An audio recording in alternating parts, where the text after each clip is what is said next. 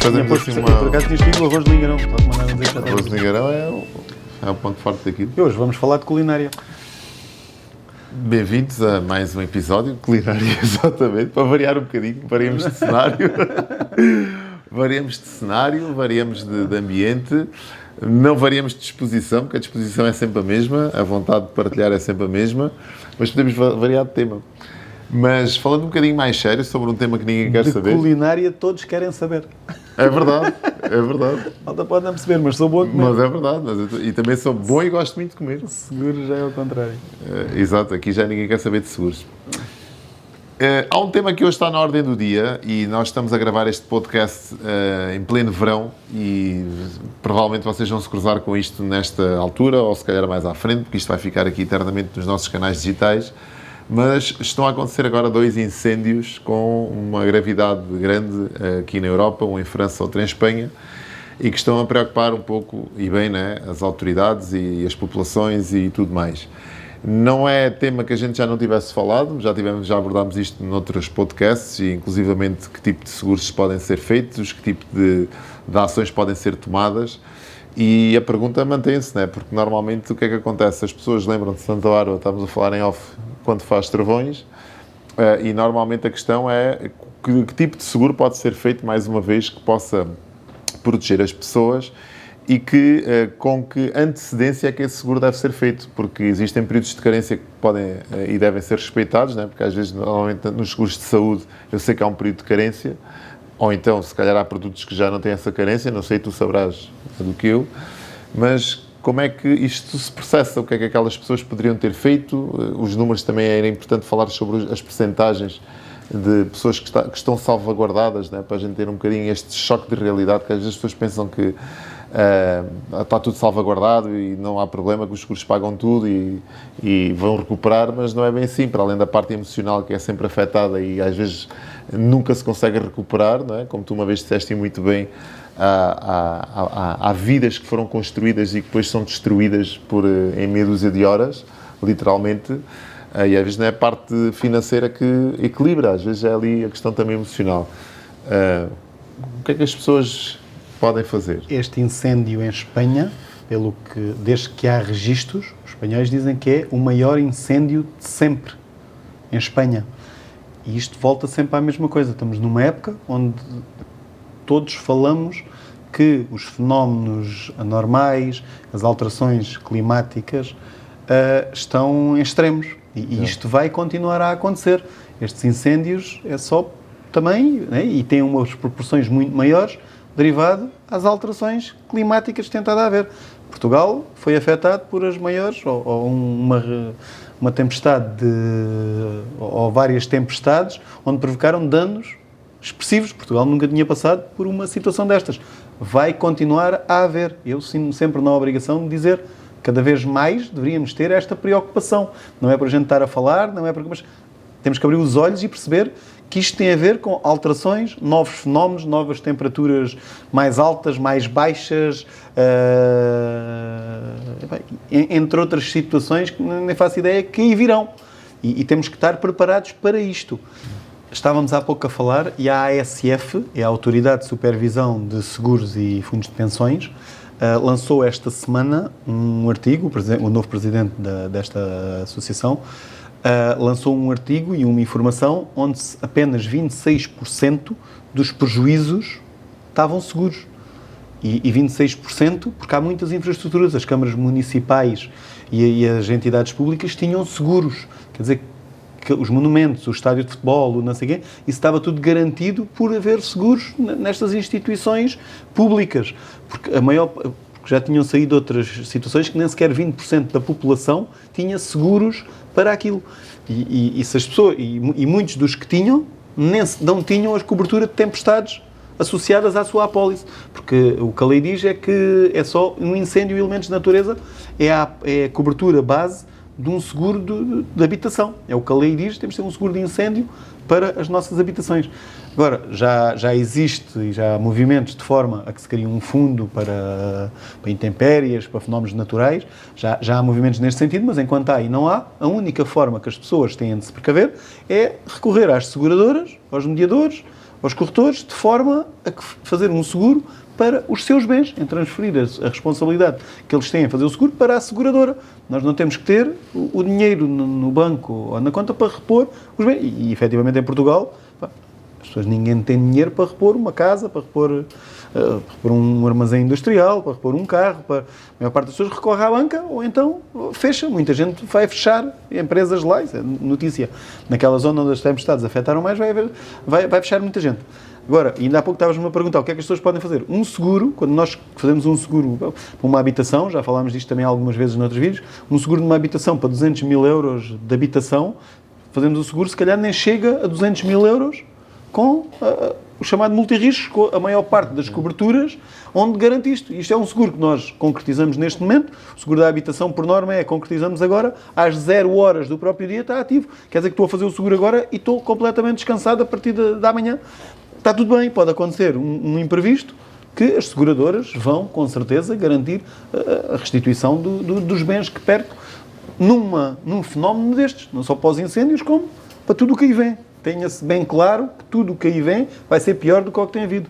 E uma pergunta que tem a ver muito com o investimento que as pessoas podem e fazem neste tipo de ação, porque às vezes coloca-se aqui a questão de isso sai muito caro. Claro que não se vai equacionar a perda de um património, né? É sempre muito mais caro não estar protegido, como se costuma dizer. É como o conhecimento, é sempre muito mais caro não saber do que pagar por ele, e aqui acho que é a mesma regra. Mas um seguro destes pode custar quanto? Pode sair quanto? Estava-te a dizer há pouco, para cerca de 200 mil euros, 200 mil euros num edifício, por exemplo, 200 euros. Okay. Não chega a 200. Um edifício de 150 euros. 150 mil euros, 150. Pode ser mais barato. Anualmente? São valores anuais. Estou sempre a falar de anuais. Tu tens um património de 500 mil euros, se calhar com 300 e tal, 400 euros por ano, tens essa garantia. Eu já nem falo naquelas pessoas que a gente vê na televisão que têm bastante dificuldades. Às vezes são casas, às vezes de 100 euros, de 100 mil euros, 150 mil. Estamos a falar de 10 euros por mês. A pessoa por 10 euros por mês não tem o seu património salvaguardado. E outra pergunta que é interessante também perceber. Todos nós sabemos que, por exemplo, a nível de sinistralidade nos veículos automóveis, aprendi isto contigo, né, que não tinha essa noção, os prémios aumentam consoante as zonas do país onde existe, se calhar, mais sinistros, mais carros a circularem, etc. E acontece o mesmo com isto, também é feito um estudo. Vou dar aqui um exemplo. Imagina que há zonas de Portugal, nós sabemos que estamos numa zona particularmente propensa à atividade sísmica, né? E há zonas de Portugal que têm um risco mais elevado. Isso também influencia no prémio? Por vezes, sim. Há seguradoras que efetivamente sabem que o Algarve e o litoral todo está propício a um fenómeno sísmico, né? Estamos à espera há mais de 300 anos que ocorra um grande sismo, né? Agora, já passaram 300 anos e ainda aconteceu. Agora, o litoral de Portugal e o Algarve, a maior parte das companhias de seguro agrava, tem uma ligeira diferença, mas estamos a falar às vezes de, em vez de 150, 155. Né? Tem ali um ligeiro acréscimo pelo risco. Porque, ao fim e ao cabo, né, tem-se sentido de tremores de terra no interior, em Santarém, em Évora, né? E às vezes, quando a gente está à espera que seja no litoral, às tantas acontece no interior e ficamos preocupados. Agora sim, há seguradoras que efetivamente agravam um pouco o risco, mas não é nada expressivo. A maior parte das pessoas nem se apercebe disso. Tenho uma pergunta que pode ser básica, né? Mas estava-me a lembrar dela aqui porque vejo que nesta altura do ano tu és particularmente visitado também por alguns turistas que não estão com regularidade aqui em Vila Real e agora vêm, e alguns deles já criaram aqui uma relação contigo, né? A minha pergunta tem muito a ver com isto, né? Porque nós sabemos que esta atividade dos seguros é uma atividade muito de proximidade, muito de amizade, as pessoas confiam e fazem porque a pessoa tem um escritório mesmo ali ao virar da esquina, ou porque é fácil de atender um telefonema, e se for uma questão até a estarem pessoalmente, né? As pessoas mais velhas privilegiam muito esta proximidade, né? E vêm e querem falar contigo e querem ser atendidas por ti, querem, ver. A minha pergunta tem muito a ver com isto. Tu tens pessoas que vêm de outros países que são portuguesas fazerem seguros aqui, ou não tens alguma vantagem, não há? Tens esse tipo de experiência? Isto é só uma pergunta que nada tem a ver, mas pode... Eu tenho a opinião que não é só as pessoas mais idosas que privilegiam a relação. Os mais novos também. Os mais novos são, se calhar, mais informados. Vão pesquisar a todo o lado, depois vêm fazer seguros comigo. Ou tentam ouvir a minha opinião para comprar melhor comigo ou em alguém que os aconselhe e que esteja disponível para quando eles precisarem no momento. Isto é estatístico, né? Não há forma. As seguradoras diretas não têm aumentado a cota de mercado. Então, quer dizer que as seguradoras que não são diretas têm mantido sempre a cota. Pelas estatísticas, em Portugal, as seguradoras diretas nunca passaram de 10% de cota de mercado. Nunca. Estamos a falar que há 30 anos que existem seguradoras diretas. Isto quer dizer o quê? Que não têm evoluído. Apesar das publicidades, de tudo e mais alguma coisa, as pessoas continuam a privilegiar a ligação direta, quer os mais velhos, quer os mais novos. Os seguros é uma atividade que não existe livre circulação de bens. Eu não posso segurar uma casa em Espanha. As seguradoras em Portugal não podem fazer um seguro em Espanha. Não podem fazer um seguro de carro em Espanha. Não podem fazer um seguro de vida nos Estados Unidos. Não existe livre circulação de bens e serviços. Os seguros devem ser feitos no país de origem. E todos os representantes, ou todas as seguradoras que têm representação em cada país, ou todas as seguradoras da Europa, têm que ter um representante em cada país onde exerçam. Onde os clientes deles vão circular. Okay. Com um automóvel existe um fundo, existe um gabinete da Carta Verde, que é um gabinete onde todos os países se juntaram, os que aderiram à chamada Carta Verde. Okay. Então, eu com a minha Carta Verde, com o meu certificado de seguro, posso ir para Portugal, França, Espanha, e o seguro adapta-se à realidade daqueles países. E vem como outro. Se acontece um acidente lá, a seguradora onde eu tenho o seguro há de ter um representante naquele país para tratar do sinistro lá com a pessoa. Né? Se eu tenho um acidente lá, posso vir cá em Portugal, contactar o representante da seguradora do austríaco, por exemplo. E com isso tratar cá de todo o processo do sinistro. É como se fosse um consulado. É quase como um consulado, mais ou menos. É os representantes dos países. Exatamente. Bom, e agora estava a dizer isto para quem?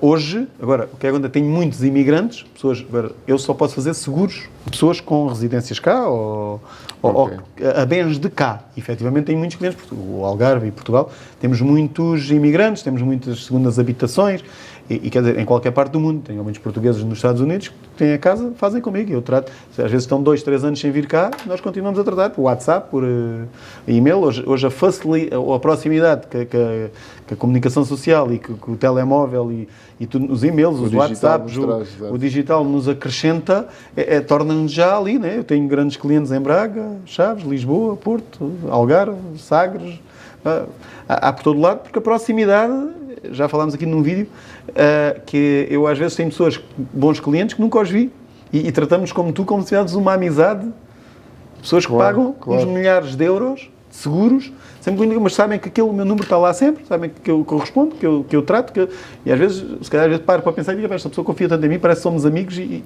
vimos-nos uma vez, ou nem nos vimos ainda. E isto é que é mágico nos seguros, né? Está em todo o lado. Isto é muito engraçado porque isto transporta-nos aqui para um aspecto mais psicológico que tem muito a ver com esta questão dos amigos. Porque o amigo pode facilitar, mas também pode dificultar, depende do tipo de amizade e de relação que a gente tem. Às vezes nós queremos a ideia de que, este assunto vou tratar com uma pessoa, parece que é uma pessoa, pronto, a gente não tem fazemos uma ideia de alguém que tem um escritório com uma carteira enorme e trata daquilo de forma diferente. Aquele consultor ali que é meu amigo, mas ele começou agora, ou tem pouca experiência ainda. Temos esta questão, mas isto é outra parte. Eu tenho muita sorte, nunca senti isso. É? Nunca. E os meus amigos sempre me ajudaram. Há uns ou outros que se calhar não, mas isso também tem a ver, podem ter outros amigos mais que eu, e têm no outro lado, ou fazem, eu sou o primeiro a dizer, se o amigo não é para amigo, podes fazer onde quiseres e dar continuidade dos seguros, com a proximidade, que eu, mesmo pessoas que às vezes têm um mediador no outro lado, eu digo, não, deve continuar, eu posso ajudá-lo, mas continuo lá, porque está bem feito, está bem acompanhado, esse amigo não estraga a relação. E se calhar isso transportou para muita gente, que tenho efetivamente muitos amigos e conhecidos e de relação, que sempre me contactaram para fazer seguros. Tenho essa sorte. Toda a gente diz, os amigos e a família não te ajudam. Eu não sinto isso, sabes? Às vezes podia haver ali ao início, quando com menos experiência, mas a determinada altura isso, deixei de pensar nisso.